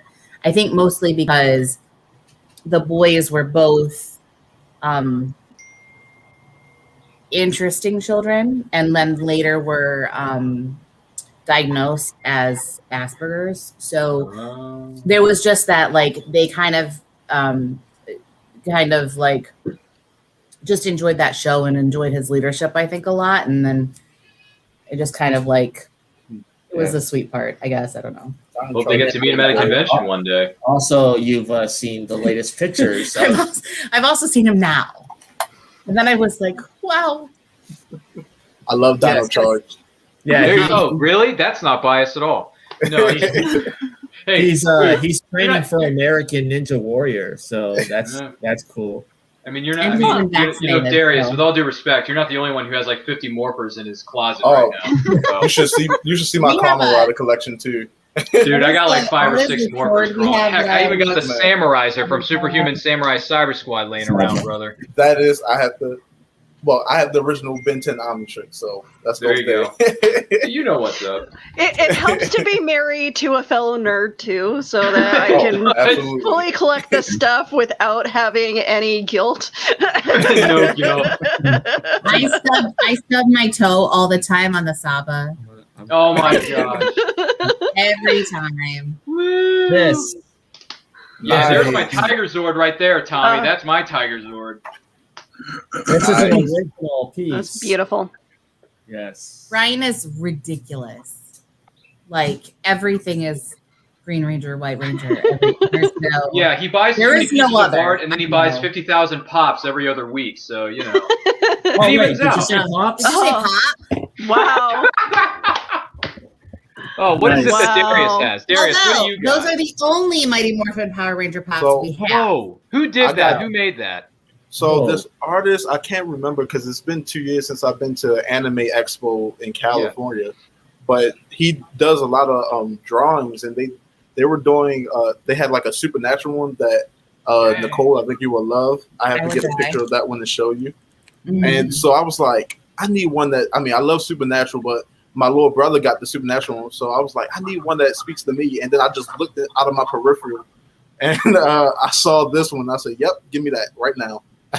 Wow. So I went and grabbed this, and I've been kind of I wanted to frame it, but it just feels good when I hold it in my hand. So I have yet to frame it. You need to feel the morphing grid. Feel the grid, man. So feel the power.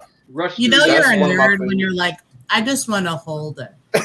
Yeah. Hey, Darius, I take most of my morphers out of the box because I like to hold them and morph them, dude. It makes sense. You should see my Legacy Ryu Soken. It's the sword that the Dino Fury Rangers use. I have the Legacy one from Japan, and it's life size. I'm talking wide as my coffee table. Really? Wow. So, David, do you have any original props that either you took or were given from the series? Steal from the set without anyone noticing when you left the building that morning? He has the two. He has the two. Did you steal Alpha? No, because when they only filmed me when we were shooting the pilot, so I was never on a set per se. I was in a warehouse in Studio City, and they took something from me. Actually, they took all my hair. So I was never around any sort of costume or prop department to have any sort of access for original stuff. So no, unfortunately, I don't. Mm. What about you, Edgar? Do you have anything from Saban? I think I would have been arrested, but federal charges for that for some people. Like, did they give out like cool shirts or jackets or hats or something? You get like a crew jacket that said, "Hey, I worked here." Well, yeah. I mean, in that sense, I do have a lot of stuff. I mean, everything from one-off pieces, and I have my comic book collection here. I have pretty much all the comics that I worked on. from Mighty Morphin. I even have like the Zero that we did for to introduce Boom Studios as our new publisher. I still have those in those little black bags. I don't know if anybody here knows what those look like or what they were, but they were basically a single page front and back short story to introduce what Boom was going to be doing. And then we also did special covers on them. And there are some where I know back then that was July of 15, I believe. And then by maybe September of that same year, those were going for like $800, $900 because everybody wanted the Green Ranger one, of course, and each one of the Rangers told a different part of the story. So I think it was a 6-page story, but you only got 1 page per Ranger, something to that degree. And I have everything that I worked on while I was there at Saban. But yeah, I mean, so much stuff. You just don't have time for it all. Hey, Brian, what about this one? You ever see this? That's Divatox, isn't it? Yes. Yes. It is. Look at this one. That's nice. Wow. Who's the artist on that? This is art by Griff. His name's Griff. Art by Griff on Instagram. Hit him up. Yeah, Griff is awesome. Look at this. Nice. Evil Kimberly. Woo! Whoever thought we'd see the day that happened. The cover that you showed of for my comic, that the one with the orange background, another fellow Power Ranger lover, that's Bon Bernardo art. I'm sure you guys have seen his artwork. I actually commissioned him to do one of my variant covers, and obviously knocked it out of the park. I love the cover. I have it on a lot of stuff here. Yeah. So Edgar, you could probably answer this because I know there's been a debate lately. Well, not lately, but from time to time, whenever people talk about the Mighty Morphin Power Rangers, especially that comic book series, how do you pronounce the evil Tommy name? The Lord Dracon. Dracon. Okay, because I've heard many people argue over it, including Jason David Frank. I lost him there. I don't know if that's just me. He was saying that a lot of people argue over the name, like how to pronounce it. Lord Draken, Draken, Dragon, Drinkin, Drankin, Drunk. I don't know. Like there's like 50,000 versions of how that character is supposed to go. And he has like 30 different suits on him. I mean, I don't know about you, but when a guy comes at you with a power sword looking like this, I mean, I don't know, man. I don't know if I want to mess with somebody with a power sword that big. You know what I'm saying? Like, once again, this is art by Griff. So, Griff, you know what you're doing, brother. Look at this. ASJ legend. Yeah. There's an artist I want to shout out to. He does Power Ranger pins. His name is his page is CV Illustrations. So nice. He does pin. I have a Pua, a Red Ninja Ranger pin. I left it upstairs, but yeah, he does art for Power Rangers too. So I got one to rep Pua. Anyway, sorry, Brian. I just couldn't help myself. Everyone was doing show and tell, and I wasn't included, so I had to jump in there. Sorry. Well, you know how much I love props there, Ryan. Yeah, Willow. How many do you have on every one of your shows? Like 30 props in on that itty-bitty little computer desk of yours? Yeah, we know what's up in Canada. I'd love to give a shout out to Bat and the Sun on what they've done with Power Rangers. Superpower Beatdown, Legend of the White Dragon supposed to be coming out pretty soon with Jason Bond. Who else is in that? Like Ciara Hanna's in it or something? Like, gosh, they got everybody. I think she pulled out of that. But also to the Rise of the Ninja and the Shattered Past group with Cullen K. Base and Crimson Vision Studios and Nerdbot. They've been doing a lot with the fan community and getting a lot of old and past Rangers to come back and reprise roles in a different yet interesting way to the fandom and to the continuity of Power Rangers. And man, it's been great. So also shout out to them as well. I think it's called Battle for the Grid, isn't it? Well, there's a Shattered Past or Shattered Past, excuse me. Rise of the Ninja, and then you got another group that does Unworthy. So you have all these other like fan projects, but they're getting a lot of support and a lot of notoriety for their product and for their work, and it looks really good. You have Bloodline of the Bread that starred Christopher. That's Cayman right, Christopher Lee. Cayman Lee. Yeah. Yeah. So it's Patrick shout out to David. all of them that keep. So that's like the good side of the fandom that you see, where they keeping Power Rangers alive and active because they're showing their love through their art and through their work that they put out, man. And it looks really good. It's really well done. Yeah. I didn't know if I wanted to ask this question because this specific YouTube film, either you love it or you hate it, and it's the infamous Power Rangers short film that was it Avi Shanks? I think that's how you pronounce his name. Yeah, Power Slash Rangers with Katie Sackhoff and James Vanderbeek and all this crazy stuff that's going on behind closed doors, and I'm thinking that's not PR.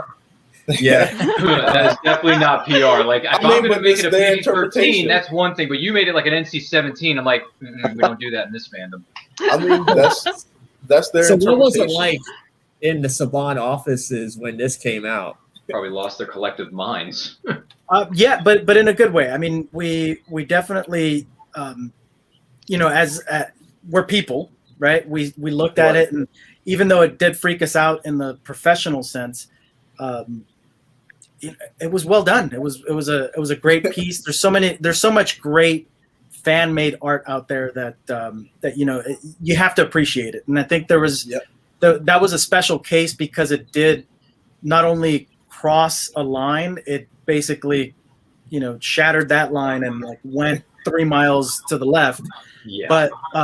But it was well done. It was well received internally. But I think that one definitely caught everybody off guard, but in a good way, I think. Well, Edgar, you said that you have to take off. So where can we find you on social media? So social media, my personal is down here at Little House with a 3 at the end. And my comic book, you can find all of our basically all social media is at Amerikaiju Comic. So thank you for joining us, man. I look forward to checking this comic book out now.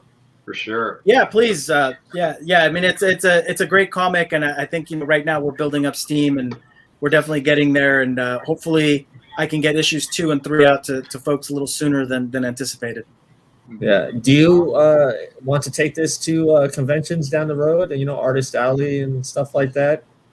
Yeah, of course. I mean, that's ultimately the goal. I think for right now, with the COVID scare, I have 2 young kids at home, so I'm basically doing a lot of these podcasts in lieu of the conventions. But yeah, I mean, eventually I would love to get back out there and do a run of conventions the way that I used to when I was at Saban. That's actually how I met David.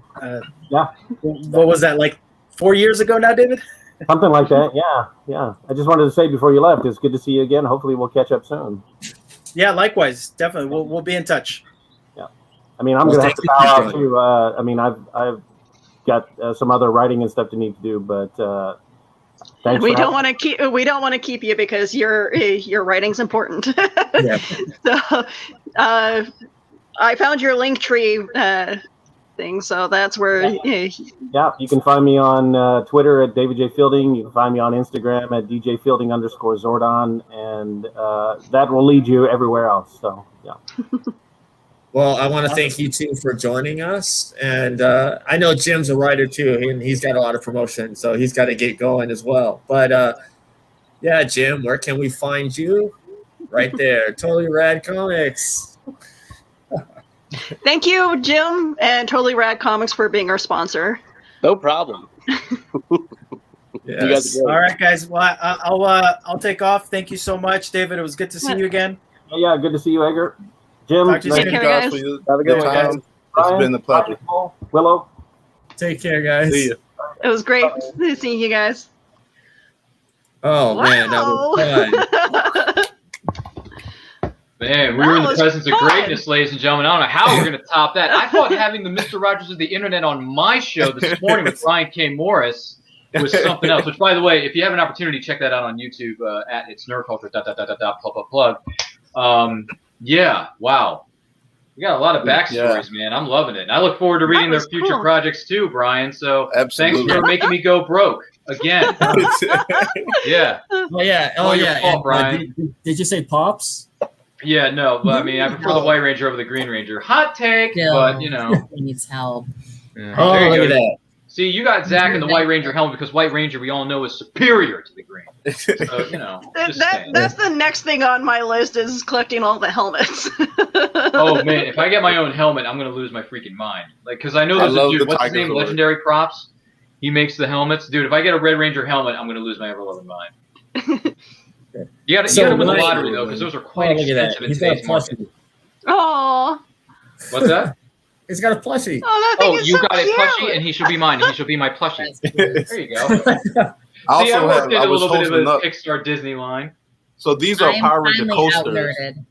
Oh, Are those the ones from GameStop? Yeah, I think so. Yeah, I got those coasters Those too are because the guys cool. were trying to get rid of them. And like, Man. dude, we got coasters. You want them? Like, yeah, those are Best type of I solid miss stone. I'll get some. I miss working for EB Games and GameStop because Oh, yeah. all the free stuff that we used to And all get. the Like, discounts you would Absolutely. get. Oh man, GameStop made me a very. I use that discount to its like biggest potential. You know, Man. speaking of video games, I'm just curious. I just bought this not too long ago, and I played it because I didn't get a chance to play it when I was, you know, a much younger person. I have a Sega Genesis, the one they rebooted with like 80 games built into it, but they have a place for cartridges. So I went to my local comic book store, and they have used games. I bought Mighty Morphin Power Rangers, the movie video game for Genesis, and I played it, and I'm like, dude, I wish I would have had this when I was a kid because this is fun. I had it for Game Gear, and that was around the time where, that was the first handheld game system that it had like the backlight and color and everything. We had that. And I was like the first one in my class to have it, and everybody was jealous. I'm like, Dude, when I borrowed my brother's Game Gear, I was playing Star Wars on that Game Gear, baby. Yeah, I was trying to remember. I know I had Power Rangers on Super Nintendo. I trying to remember. Didn't they have a Power Rangers for N64 as well? I think they did, if I'm not mistaken. I And then think I know it was- for what was it? Was it Dreamcast or PS1 or PS2? No, I think it was PS1. Didn't they have Power Rangers Lightspeed Rescue as a video game? Yeah, That was Yeah, a thing, wasn't it? yeah. They had Power Rangers games on Game Boy Advance too. So you had like all the PS2. advanced games, where it's the 2D side scroller games. But then They had. I think they had Dino Thunder on PS2. yeah, yep. Then And you you also remember had Dino Thunder? Power Rangers Yeah. Super Legends was on the PlayStation 2, I believe. Dude. I've been waiting for a remake for Super Legends since forever, man. Oh, man. Well, I have the fighting game on the Xbox One, and that's fun. There you go. That's all good. You play what you want, dude. I mean, hey, you also spend played 50, the, you spend 50 grand a week on Pops. You can afford a video game. I also play. I played Heroes of the Grid with some friends of mine here. Shout out to Troy if you're watching. A whole group of us. We play Heroes of the Grid, man. And that game, you talking about being a Power Ranger is like in this aesthetic, man. It's like you can get swarmed by putties, and then Goldar comes down, and then it's like, oh man. Yeah, Oh, and didn't they hell, bring back a Bruce. few of the voice actors for that? Like, because I heard Dan Southworth came back to voice the Quantum Ranger. Well, yeah, that was in Battle. That was I Or think Battle that's for in the Grid. Yeah, that was Battle of the Grid. Heroes But yeah, of the they Grid is the fan-made board game. That's like the fan-made role-playing game. Yeah. And it's going good. So I think the last set they released, the way they do their releases is it's always like teams where like I don't know if I wanted this certain Ranger, but you just got it anyway.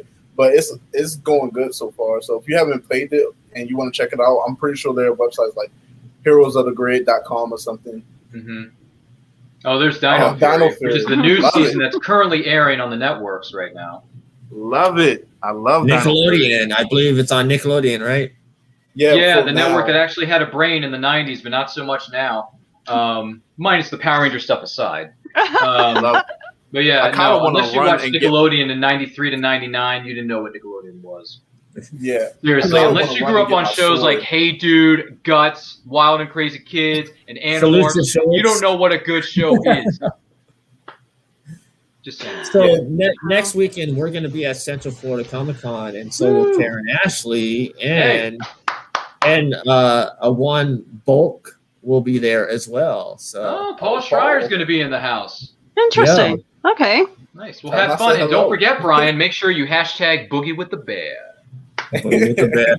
But I did give the keys to the city to Willow, so she's going to have fun next Saturday. Oh yeah, that's a good question. Willow, do you know what next week's topic's going to be for Reels and Heels? I'm working on getting a guest, so hopefully I will have a couple of them, a couple wrestlers. So wrestlers? You're going to have wrestlers on this show? That's going to be cool. That sounds like a good idea to me, Willow. Shout out to you guys for Reels and Heels in general. Like, never, if you would have asked me probably a year ago, I would have been on the podcast with, Zordon himself. I'd be like, you're crazy. Yeah, Zordon.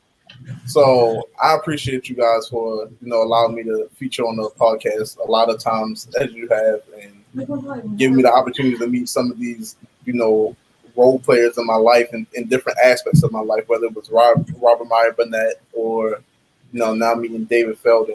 So thank you guys. It's all him. It's all his fault. Yeah, Brian knows too many people and he spends too much money. So it's all his fault.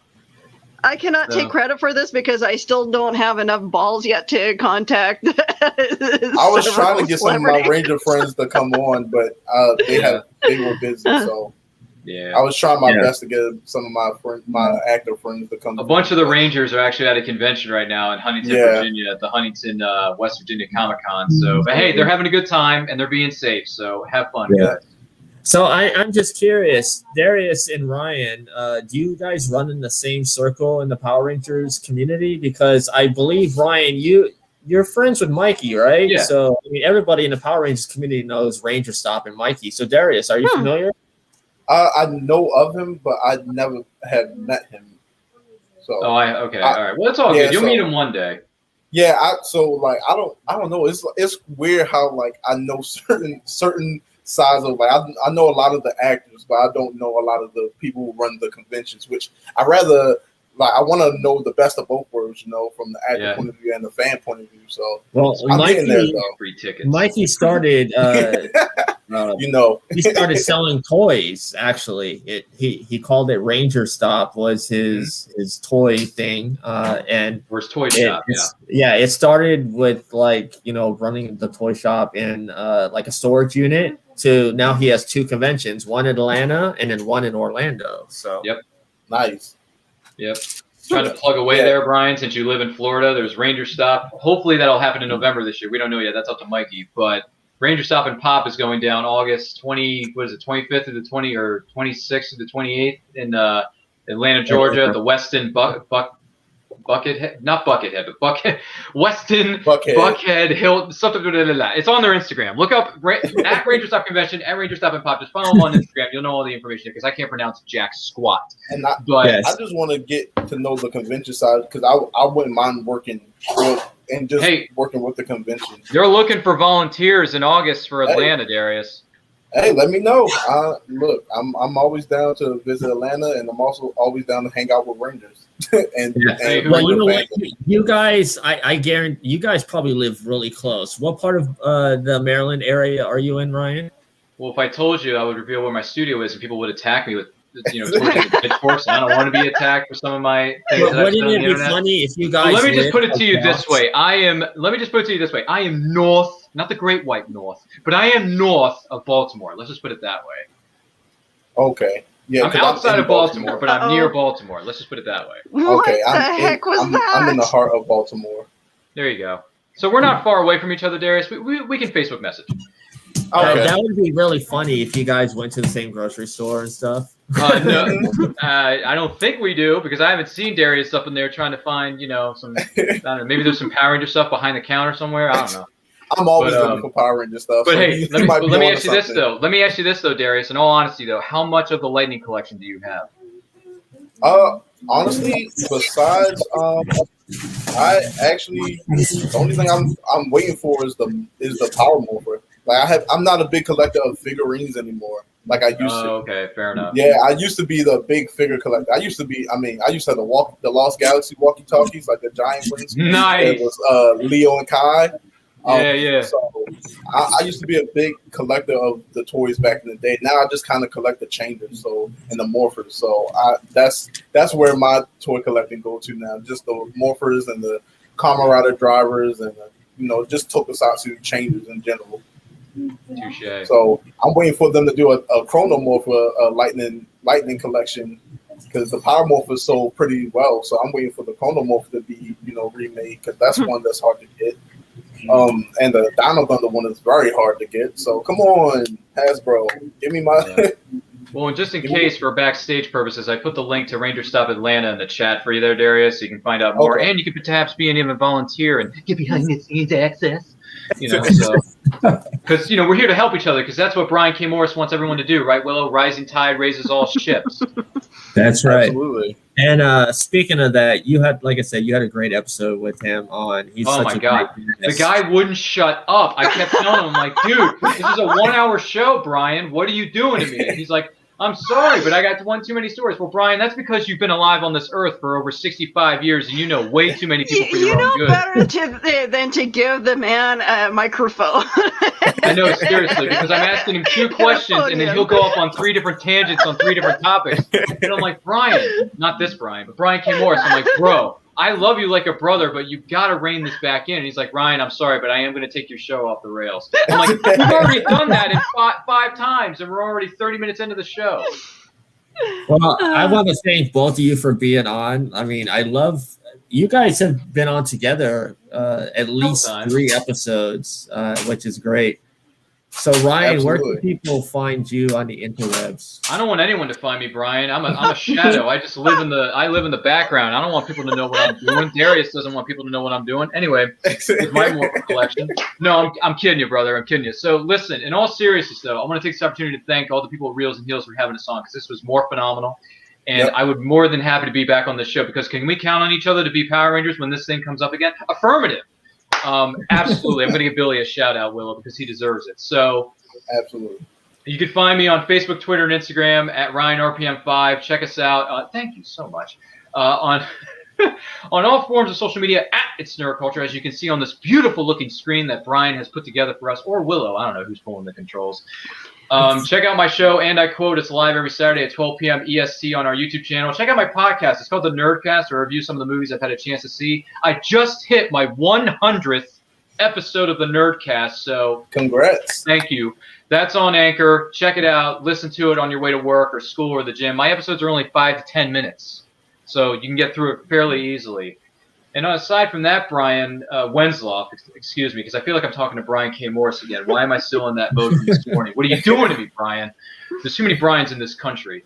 But anyway, you can find me all across social media at It's Nerd Culture. New videos are being posted on our YouTube channel each and every week. And once again, to all of you out there, thanks for having me, and I hope to be back on again soon, depending on what the topic is, because, Ryan the Quote's kind of picky about that. Plus, I'm also picky about what kind of Funko Pops I put in my collection, young man. So watch what you say about me on Facebook.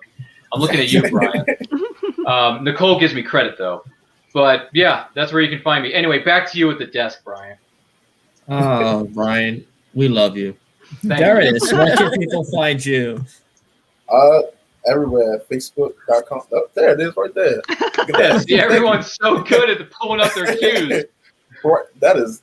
Yeah, so everywhere, Facebook.com/I'm Darius18. I'm slowly getting my podcast together. I have an idea of how I want to do it, so I'll keep you guys informed on that.